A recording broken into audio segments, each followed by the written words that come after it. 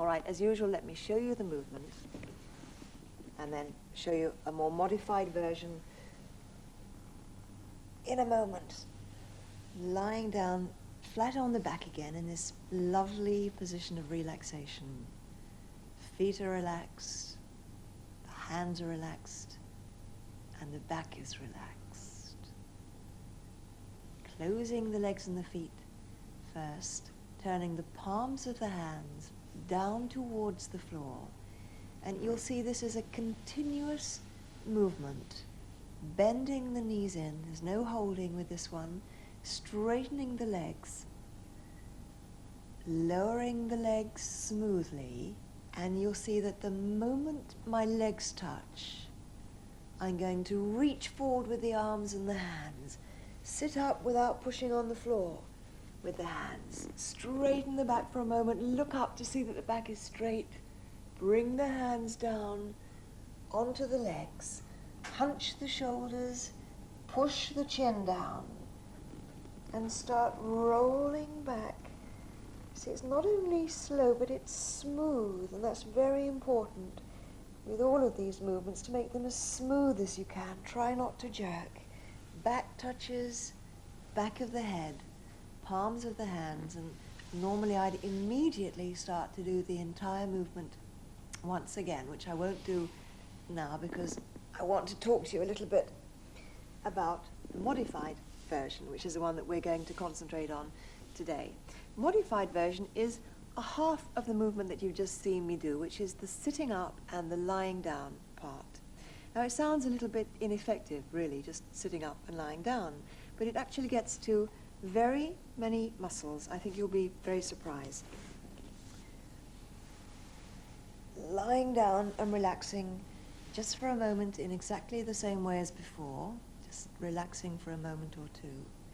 Closing the legs and the feet, hands, palms downward on the floor. Reaching forward with the arms and the hands. Sitting up, using abdominal muscles, the arms, the back. Feeling that the back is straight for a moment, which is more of a strengthener for the back. Bringing the hands down just to below the knees.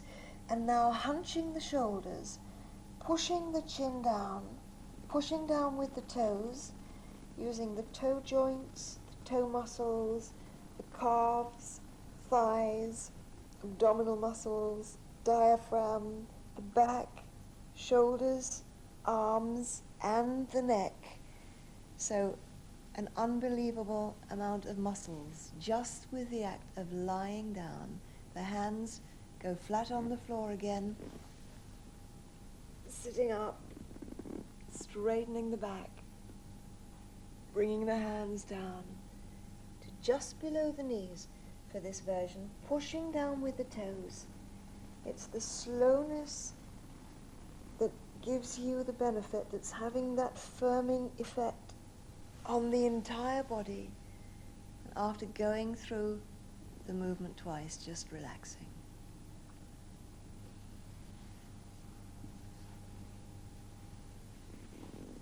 All right, well, when you begin to do it, you might actually discover that when you do that reaching forward bit to sit up, that this is what happens to you. Reach forward with the arms and the hands, and the legs come off the ground. You can't seem to keep the legs on the ground comfortably. Now that happens to an awful lot of people. It's not an unusual thing. And the best thing to do is to try to hook your toes underneath a heavy piece of furniture, which could be the settee if you practice in your lounge, or it could be a bed if it's about 3 or 4 inches off the ground, in fact, so that you can hook the toes underneath, and that will really anchor you so that you can sit up and lie down with that little bit of help, just to strengthen the muscles in the back and across the abdomen. Do it for a while like that, and then try it again without. But don't feel that you're not getting the benefit. You are. All right, now, why don't we all do it together? Make sure, as usual, that you've got enough space to lie down, and then, without rushing, lie down slowly onto your back, and just relax for a moment in this position with the arms and the hands. Legs and the feet relaxed. All right, close the legs and the feet first of all. Remember, it's step by step. Don't do everything together. Legs and the feet first.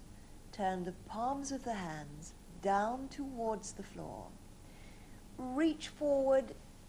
Try and sit up by reaching forward, and then straighten the back. Look up to the ceiling for a moment. Feel that the back is straight. Bring the hands down to just below the knees. Don't grip, just put the hands on the legs. Push the chin down. Hunch the shoulders up to the ears. Push down with the toes. And slowly, if you can, roll back down the spine. The back touches the back of your head. The palms of the hands, let's do it immediately again. Reach forward. Sit up without pushing on the floor with the hands if you can. Straighten the back for a moment. Look up, feel the back straight. Bring the hands down to just below the knees. Hunch the shoulders. Push the chin down. You're trying to curve the back as much as you can and squash the front of your body. Push down with the toes. Feel those muscles that it's getting to. Back touches the back of the head. Let the feet relax. Let the hands relax. And let your back relax.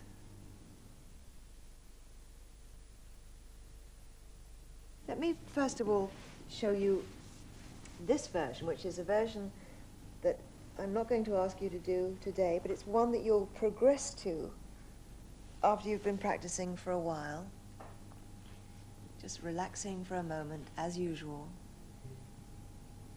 Closing the legs and the feet. Palms to the floor. Raising the legs smoothly. And then pushing with the hands, then the elbows. You see how controlled the whole thing is. This is very important. I'm going to relax the legs and the feet slightly for a hold of about 20 with this particular movement, and just talk about why it's so important not to swing up into the shoulder stand. A lot of people think that it's perfectly all right to do that. Don't. Very definite don't. It's very dangerous. You can pull all kinds of joints and muscles, and it really isn't worth straining or trying to do it by swinging up, because you'll just ruin any benefit that you might have got. So only when you can do it as controlled as I was just doing it, that's the time to come into this kind of modified position. All right? We've held it for approximately 20 seconds by now, I would think. Coming out of this is very particular or very special, in as much as the knees are bent in, then the hands are placed back on the floor, and as you roll out, you straighten the legs and then continue lowering the legs. When they touch the relaxation position once again. I don't want you to think too much about that particular version right now. You can read about it in the book and do it when the time comes. It's not important, though, to rush into it. This version, which I call the first modified position, is the one that I'm going to get you to do in a moment. And first of all, just watch what I do. It's really the first part of the shoulder stand, and after relaxing, the legs and the feet come together. Hands once again go palms downward. At this point, you take the deep breath and then use the hands to push down with as you raise the legs. Bring them up to right angles. We're going to hold it for, again, about 20 seconds, but relaxing the legs and the feet a little. And if that isn't comfortable, letting the knees bend a little, why not? And even the holding the legs. The most important thing is that the legs are in this position, in other words, upside down, gives the blood a chance to drain a little bit out of the legs to relieve the pressure Because if you imagine all the time you spend on your legs and your feet, you really build up quite a lot of pressure, and the only real relaxation for them is to take the pressure off. The muscles are relaxed, the blood can just flow out a little bit, and really you feel immediately better after doing this one. All right, we'll hold it for about 20 seconds again, just breathing absolutely normally after that deep breath, and then let the legs and the feet come back down. Now, two ways of doing that, either with the knees straight, like that, or let the knees bend even more until the feet touch the ground, and then slide them slowly straight out. The way that they come down really doesn't matter. The knees don't have to be straight. The most important thing is that you keep the legs there for that 20-second hold. But how you get up and how you get down is not vitally important. The knees can actually be bent. The most important thing is that it's comfortable, because no straining with this style of moving, no exertion, nothing that feels uncomfortable. All right, well, why don't you have a go with me? Make sure that there's enough room, as usual, to sit down and then to lie down. And without rushing, see if you can lie back down, not the way that I'm doing it, which I've said before, but lie down whichever way is easiest and the most comfortable way for you. And just relax when you get there. Let the toes relax. Let the arms and the hands relax. All right, and just listen very carefully. Close the legs and the feet first of all. Bring them together. Turn the palms of the hands down to the floor. A big, deep breath, and then forget it, but a big breath in through the nose. Breathe in. Don't jerk. Push with the hands and either bend the knees and then straighten them, or raise them with the knees straight, whichever is the most comfortable. All right, now relax the leg and feet muscles just a little bit. Let the knees bend a little bit, if you like, if it's more comfortable. And hold the legs, if that feels more secure. Most important thing is the legs are upside down. Breathe normally. Just breathe in and out without even thinking about it. We'll hold it for about 20.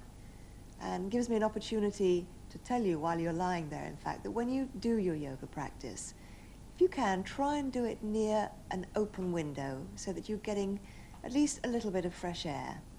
No, it's difficult, especially in the winter with all the windows jammed closed, but try and have at least a little bit of fresh air, because you are taking deep breaths at the beginning of the movements, so make that breath, if you can, full of as fresh air as is possible.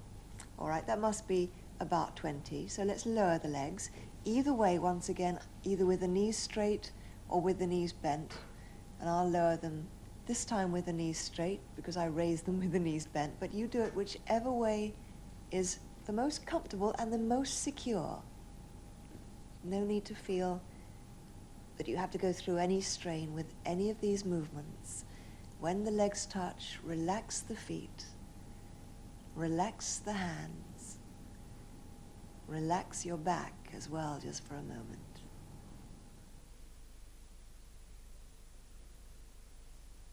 So, first things first, I'll show you exactly what's involved in it. Going to lie down into that usual position of deep relaxation first, where the legs and the feet relax, hands relax on the backs, and the back can relax for a moment. And closing the legs and the feet, turning the palms of the hands down to the floor, and then raising the level of them to approximately shoulder height, bending the knee in, extending it into the air. This is the bit that gives you the twist right through the body. The leg and the foot come over, held for a count of 5, as with most of the movements in our routine. And then the leg comes back smoothly simply as with everything else that we do, no hurry, and the leg is lowered slowly. It gets to so much of the body, this movement, it's amazing. And then normally I do it on the left leg in exactly the same way before relaxing in that position of relaxation again, which I'm not going to do because I want to talk to you about the more modified version, which is a version that you're going to do, I hope, with me in a moment. Now, it's interesting that with this movement, as with a lot of movements in the routine, you're using the weight of your limbs to do the work for you. So there's no pushing, there's no trying to get, for example, the foot to touch the floor. That's not the objective. The objective is to use the weight of the leg, as I say, to do the work for you during that holding period of 5. So just watch and I'll show you exactly what I mean. Let's assume we've relaxed in this position. Close the legs and the feet. Turn the palms of the hands down to the floor and raise the arms, but not to quite the same height as I had them before. This time I bend in the left knee. Extend it, but keep it quite low. Remember, the height isn't important. It's the twist that you get through the body that we're aiming for. Now bringing the left leg and foot over to a comfortable position, which if you do it slowly, you'll feel when you've reached that position. And holding it there for the count of 5 means that the weight of the leg during that holding period will bring it down to your natural maximum position. And that means that each time you repeat that movement, it will be coming down a little bit closer to the floor without any effort on your part. Let the weight of the leg do the work. Now, second point I want to tell you about is as your leg comes over, your left shoulder, if it's the left leg that's over, wants to come off the ground like this. It's automatic, wants to do that. It's essential that you keep that shoulder glued on the ground so that you get this twist in the body. So by pushing with your left hand, palm of the left hand, you can actually keep that shoulder glued on the floor. Very important point, that. All right, so we've held for much longer than the usual hold, and then the leg comes back, and we lower the leg to the ground, and of course we do it again on the other leg as well, and then relax.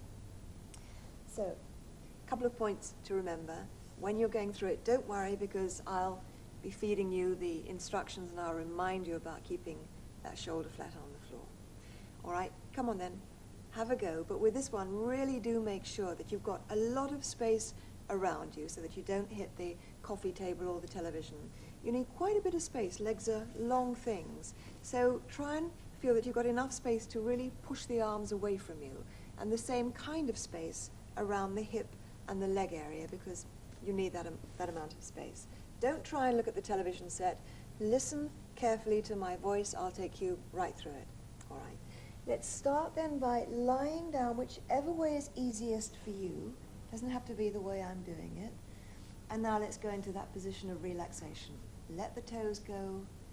Let the hands go onto the backs and let the fingers curl. And let the back go.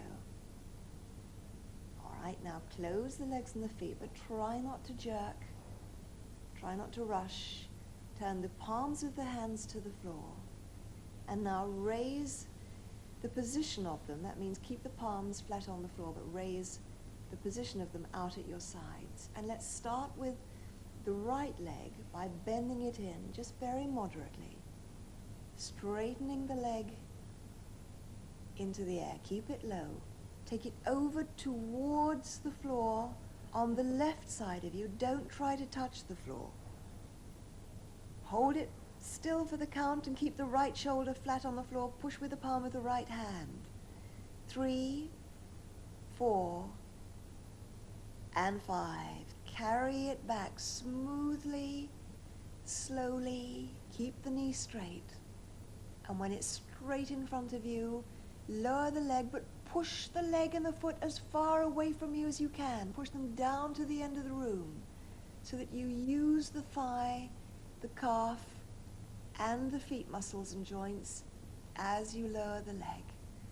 All right, and we do it with The left leg as well. Let's do it very quickly, much quicker than I want you to do it.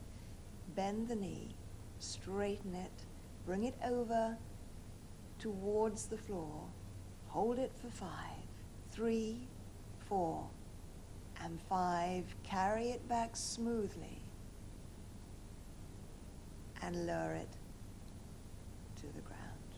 And then you'd relax in that wonderful position of deep relaxation, which I can't right now, but when you actually do it at the end of your basic routine, relax, indulge in that position for as long as you can.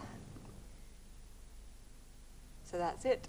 Right, now the routine, if you find this a little bit too long to do every day, there are some shorter routines, and they're set out very clearly in the book Everyday Yoga, so work from that. And they're routines of 20, 30, and 40 minutes, and quite a few variations, so go for those.